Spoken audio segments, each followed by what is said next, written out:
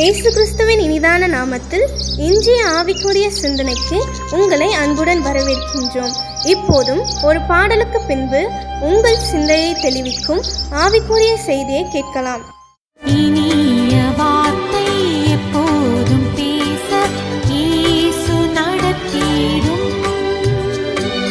இக்கட்டில் இருப்போர் யாரையும் நீக்க இயேசு காத்திடும். இன்பத்தை வெறுத்து துன்பத்தை நாட இயேசு போதியும். இன்முகம் காட்டி இறங்கி நோக்க இயேசு கற்பியும். இந்த நாளை நான் சமர்ப்பித்தேன் இயேசுவின் திருப்பாதத்தில். இந்த நாளை நான் சமர்ப்பித்தேன் இயேசுவின் திருப்பாதத்தில். ஆண்டவர் இரட்சகருமாக இயேசுவின் இனிதான நாமத்தினால் உங்களை வாழ்த்துகிறேன். இந்த நாள் நம்முடைய ஆவிக்குரிய சிந்தனைக்காக நீதிமொழிகள் 18 அதிகாரம் 21 வசனத்தை வாசிக்கிறேன். மரணமும் ஜீவனும் நாவின் அதிகாரத்தில் இருக்கும், அதில் பிரியப்படுகிறவர்கள் அதன் கனியை புசிப்பார்கள். The word of man, மனிதனுடைய வார்த்தை. மனிதனுடைய வார்த்தையிலும் ஆண்டவர் வல்லமை வைத்திருக்கிறார். அதை நாம் மறந்துவிடக் கூடாது. அநேகர் அதை தெரியாததினால்தான் தங்கள் இஷ்டப்படி பேசுவார்கள், வாயில் வந்ததெல்லாம் பேசுவார்கள். நாவு ஒரு சிறிய அவயம் சரீரத்தில், ஆனால் ஒரு காட்டையே கொளுத்துவிடும் என்று சொல்லி யாக்கோபு நிருபத்திலே வேதம் சொல்லுகிறது. கொஞ்சம் யோசித்து பாருங்க, உங்களுடைய வார்த்தைகள் எப்படி இருக்குது? உங்களுடைய வார்த்தைக்கும் வாழ்க்கைக்கும் சம்பந்தம் இருக்குது. வார்த்தை மாறினால் வாழ்க்கை மாறிவிடும். வார்த்தை மாறாவிட்டால் வாழ்க்கை மாறவே மாறாது. வேதத்திலே ஆபிரகாமுடைய வாழ்க்கை பார்க்கும் பொழுது ஆதியாகமம் 22 அதிகாரத்திலே முந்தின அதிகாரத்தில் ஆண்டவர் சொல்லுகிறார், நீ நேசிக்கிற மகனாகிய ஈசாக்கு எனக்கு தகன பலியா எடுப்பா. குறிப்பிட்ட இடத்துல குறிப்பிட்ட மலையில எல்லாவற்றையும் ஆண்டவர் சொல்லிட்டாரு.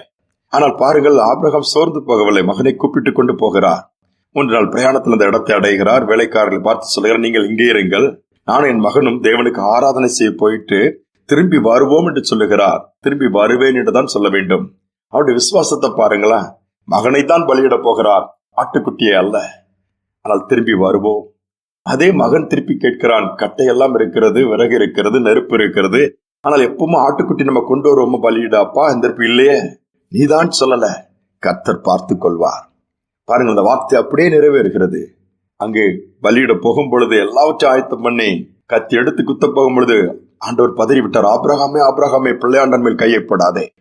திரும்பி பார்க்கிறான், அருகிலே பலியிடுவதற்கான ஒரு ஆட்டுக்கடை ஆயத்தமாக இருந்தது. திரும்பி வருவோம் என்று சொன்னால் அந்த காரியம் அப்படியே நிறைவேறுகிறது. வார்த்தை. நாம் அநேக நேரத்தில் வார்த்தையில் தான் சோர்ந்து போய் அப்படியே வெக்ஸாய் என்ன வேணாலும் புலம்புறோம். இனி எங்க உருப்பட போகுது, இனி எங்க நடக்க போகுது, இது தேராதுன்னு எனக்கு தெரியும்னா அப்புறம் ஏன் செய்யறோம்? இப்படியே தான் பேசுவோம். பிள்ளைகள் எடுத்தால் பெற்றோர்கள் எப்பொழுது பார்த்தாலும் அவன் படிக்க மாட்டான், அவன் பாஸ் பண்ண மாட்டான், இப்ப எக்ஸாம் வந்துச்சுல என்ன மார்க் எடுக்க போறானோ, பல நாள் சுத்திட்டான், இப்படிதான் பேசுவோம். ஒரு பக்கம் பயம், கஷ்டம்தான். கல்யாணம்னா என்ன பண்ண போறாளோ அது ஒரு பக்கம் பயப்படுவாங்க. பலவீனமான பயப்படாத எந்த வியாதியா இருக்குமோ, வார்த்தையினால் அநேகர் they are cursing themselves, தங்களை சபித்துக் கொள்கிறார்கள். ஆண்டவர் அதை செய்யக்கூடாதுன்னு சொல்லுகிறார். சாபத்தை விரும்பினால் சாபம் வருமா? மரணத்தை விரும்பினால் மரணத்தை வரும். அப்போ நன்மை விரும்புங்க, ஜீவனை விரும்புங்க. ஜீவன் வந்துவிடும். வேதம் சொல்லுகிறது, நான் சொல்லவில்லை. சற்று யோசித்து பார்ப்போம். ஒரு அருமையான குடும்பத்தார் தன்னுடைய மகளுக்கு திருமணத்திற்கு ஒழுங்கு பண்ணினார்களாம். வேகமா வேலைகள் நடக்கிறது. திடீர்னு ஒரு நாள் ஜெபம் பண்ணும் பொழுது ஆண்டவர் உணர்த்தினார் அந்த தாய்க்கு, ஃபர்ஸ்ட் உன் பிள்ளைய ரொம்ப நீ பேசியிருக்கிற, அதெல்லாம் வாபஸ் வாங்கிரு, இல்லைன்னா அவன் பிள்ளை வாழ போற வீட்டுல அது அப்படியே நடக்கணும்னு அந்த அம்மா பயந்துட்டாங்களாம். என்ன ஆண்டவரே, அம்மா நீ கட்டுப்பட்டு அந்த வீட்டுக்கு போன போறதானே உனக்கு தெரியும். அங்க உன் மாமியார் ஒன்று மிதிக்கும் பொழுது அது ஒன்று எல்லாரும் இது பண்ணும்போது தான் அம்மாவுடைய அருமை தெரியும், அம்மாவுடைய அன்பு தெரியும். இப்படிலாம் பேசினதெல்லாம் ஆண்டவர் உணர்த்தும் போது நேரம் ஆண்டவர்கிட்ட மன்னிப்பு கேட்டு மகள்கிட்டையும், அம்மா நான் ரொம்ப பேசிட்டேன், உன்னைய ஏதோ கோபத்துல நீ தூங்கிட்டு இருக்கிற நேரத்துல பேசிட்ட, அல்ல நீ வேலை செய்யாம சும்மா உட்கார்ந்ததுனால கோபத்துல ஒன்னு திட்டி, அதெல்லாம் நிறைய காரியம் ஏதோ பேசிட்டேன் கோபத்துல, அதெல்லாம் மன்னிச்சிருமா, நானும் ஆண்டவர்கிட்ட மன்னிப்பு கேட்கிறேன், அப்படி நடந்துட்டா எனக்கு தானம்மா கஷ்டம்னு சொல்லி ஒப்புரவாகினாங்களாம். சூழ்நிலை கர்த்தர் மாற்றினார். பாருங்கள், அநேக நேரத்துல மணமகன் வீட்டார இந்த நாள் திருமணத்துக்கு முன்பாக வாழ்த்துவாங்க போய். அந்த வாழ்த்துதல்ல வல்லமை இருக்குது. நீ வாழ்த்து கற்றுக்கொள்ளுவோம், பாசிட்டிவா பேச கற்றுக்கொள்ளுவோம், விசுவாசத்தோடு கூட பேசுவோம், சூழ்நிலையை பார்த்து பேசுவோம், வியாதியை பார்த்து பேசுவோம், மாறும். அந்த அளவு ஆண்டவர் வல்லமை வார்த்தையில வச்சிருக்கிறாரு. தாழ்த்தி ஒப்பு கொடுப்போமா? அன்பின் தகப்பனே, இந்த நாள் நம்முடைய சமூகத்துல வந்திருக்கிறோம். அநேக நேரம் நாங்கள் அவிசுவாசமான வார்த்தைகளை பேசுறோம்ப்பா. அநேக நேரம் நெகட்டிவா தான் திங்க் பண்றோம். அநேக நேரம் நான் மற்றவர்களை காயப்படுத்துகிற வார்த்தை தான் எங்களுக்குள்ள வருகிறதப்பா. இந்த நாள்ல இருந்து ஒரு தீர்மானம் எடுக்கிறோம்பா. இதுவரை நாங்கள் பேசுனதெல்லாம் மன்னிச்சிருங்க. எங்கள் வாயின் வார்த்தைகள் அப்பா பேசும் பொழுது மிகவும் கவனமாக அப்பா பேசக்கூடிய ஒரு கிருபை எங்களுக்கு தாங்க. அதை கேட்டுக்கொண்டிருக்கிற ஒவ்வொருவருக்கும் அப்படி உண்டாகட்டும். ஒருவேளை பிள்ளைகளை சபித்திருக்கலாம், பிள்ளைகளுக்கு இப்படிதான் இருப்பாங்கன்னு பேசியிருக்கலாம். அதெல்லாம் வாபஸ் வாங்கத்தக்கது நம்முடைய சமூகத்துல இருந்து அதெல்லாம் கிளியர் பண்ணத்தக்கதா நீங்க உதவி செய்யுங்கப்பா. அது நிமித்தமா ஒருவேளை பாதிப்புகள் இருக்கிற குடும்பங்கள் இருக்கலாம், அதையெல்லாம் மாற்றுங்க.